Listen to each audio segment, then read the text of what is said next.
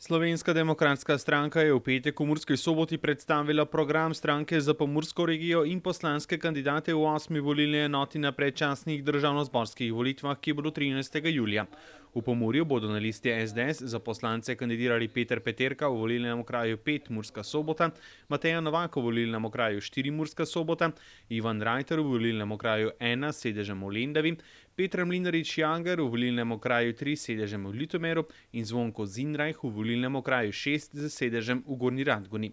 Program Slovenske demokratske stranke pod naslovom Za gospodarsko rast, pravičnost in nova delovna mesta so predstavili člani posameznih odborov sveta stranke SDS. Podpredsednik SDS Zvone Černač je program povzel v 5 zavezah. Prva je zaveza, da bodo vsi, ki zaslužijo na mesec do 1000 evrov neto, dobili 50 evrov višjo plačo. In to na tak način, da seveda to ne bo breme delodajalca, pač pa skozi racionalizacijo v okviru javnih sredstev, skozi boljše gospodarjenje in seveda skozi boljše načrtovanje državnega proračuna. Druga zaveza, vsi mladi, ki bodo uspešno zaključili šolanje, bodo dobili pravico do štipendiranega pripravništva v višini 300 evrov na mesec. S tem želimo na eni strani omogočiti mladim, da na nek način pridejo na trg dela, na drugi strani pa seveda tudi omogočiti, da delodajalci, ko bodo te mlade sprejeli, zagotovijo to delo tudi po tem obveznem pripravništvu naprej tistim, za katere bodo ocenili, da so sposobni najboljši, vsi ostali pa si bodo lahko v okviru trga dela, ki bo tudi skozi ta ukrep vzpostavljen, lahko našli lažje svoje priložnosti kot sedaj, ko mnogokrat leta in leta iščejo prvo priložnost. Tretja zaveza je razbremenitev staršev. V zadnjih obdobjih se je na tem področju šolske vzgoje zgodil nek fenomen, ki ga ne poznajo, mislim, da v nobeni državi. Na plečih in denarnicah staršev služijo številni založniki, pa tudi drugi. Mi želimo ta del odpraviti. In vse, kar je nepotrebno v tem delu, razen seveda, če si starši tega izrecno ne želijo in želijo svojemu otroku dati posebne delovne zvezke, odpraviti. Pravi, ne bo več obveznih delovnih zvezkov. Uvedli bomo tako imenovane tablične računalnike oziroma izobraževanje preko spleta, kar bo pomenilo, da bo družina na letni ravni razbremenjena za 200 evrov na otroka. Četrta zaveza je zelo pomembna tudi z vidika boljšega televizijskega in radijskega programa nacionalne televizije. To je zaveza, da bomo za 50 evrov na letni ravni vsako gospodinjstvo razbremenili RTV naročnine. Mi menimo, da s preostankom sredstev nacionalni operater še vedno lahko zagotavlja kakovosten, informativni, kulturno-izobraževalni in splošno potreben program, da pa mora večjo pozornost posvetiti iskanju sredstev na trgu in dobil jih bo lahko samo s tem, da bo dvignil kvaliteto storitev oziroma svojega programa.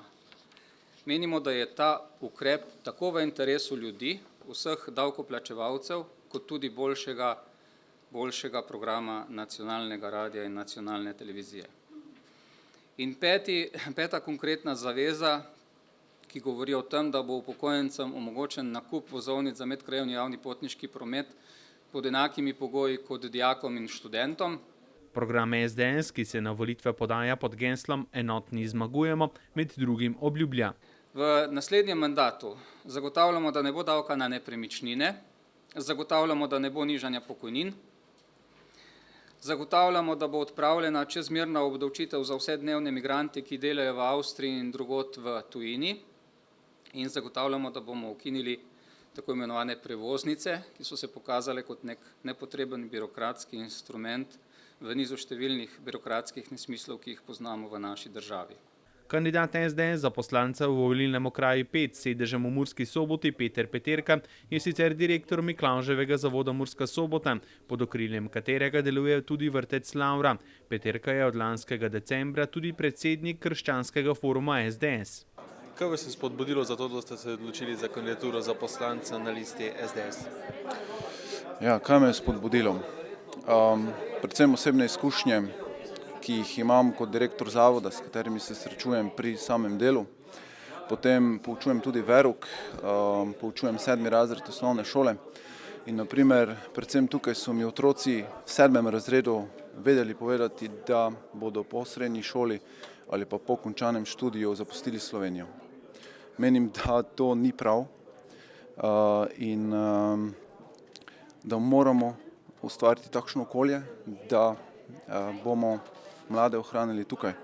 Potem, prej sem omenil delovne izkušnje, sodelujemo tudi z škofijsko Karitas, kjer naša kuhinja kuha za to razdelilno kuhinjo.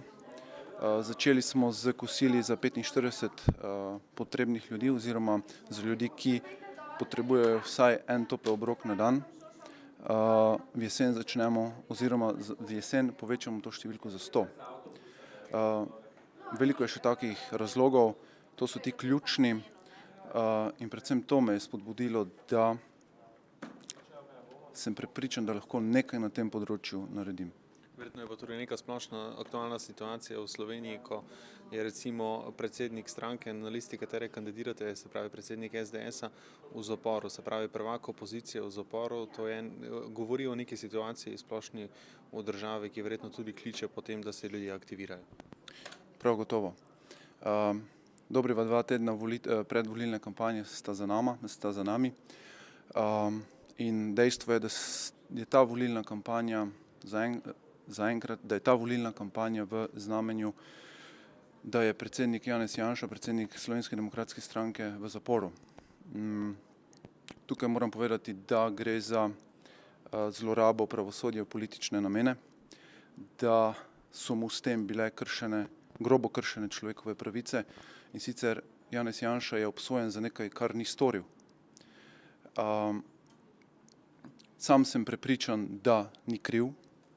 V zvezi s tem tudi kot predsednik Krščanskega foruma za naslednji teden pripravljamo nekaj aktivnosti, kjer bomo podprli predsednika Janeza Janšo na eni strani, po drugi strani pa poklicali predsednika Vrhovnega sodišča gospoda Maslešo, da čim prej gre ta postopek naprej in seveda, da sodbo zavrže. Peterka zaradi visoke stopnje zadolženosti Slovenije v naslednjih nekaj letih ne pričakuje, da bi država v Pomurje zaradi gospodarske zaostalosti vlagala izdatnejša razvojna sredstva. Zato bomo morali poskrbeti za svoj napredek, za svoj razvoj sami.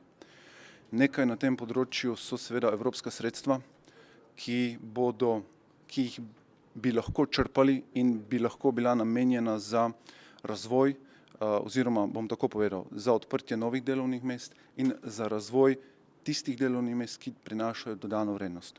A Peterka poudarja, da naloga države ni, da bi sama odpirala nova delovna mesta, temveč da ustvarja primerne pogoje za nemoten gospodarski razvoj, da lahko nova delovna mesta ustvarja gospodarstvo samo. Moje stališče je, da naloga politike ni, oziroma vlade politike, kakorkoli, ni v ustvarjanju novih delovnih mest. To moramo prepustiti delodajalcem. Oni sami najbolj vedo, kakšen profil zaposlenega potrebujejo. Naloga politike je, da ustvari pogoje, da se odpirajo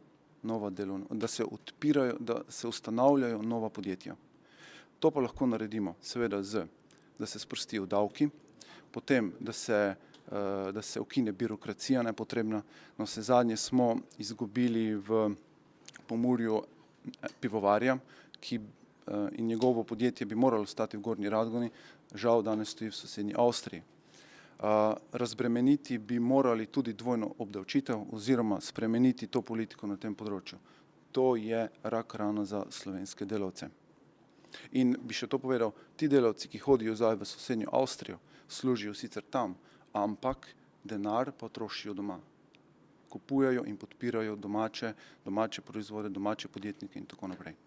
Pa še za zaključek tega pogovora, kaj bi sporočili vsem Pomurcem, ki bodo imeli možnost, da vas izvolijo in da postanete njihov poslanec v Državnem zboru? Zakaj boste dober poslanec? Slovenija je v zelo velikih težavah, tako na gospodarskem kot finančnem področju. Slovenska demokratska stranka ima program začrtan s ključnimi poudarki tudi za to regijo, za našo pokrajino ob Muri. Čas je, da uresničimo. To nam bo uspelo samo z tem, da nas podprejo volivke in volivci, ker druge poti ni.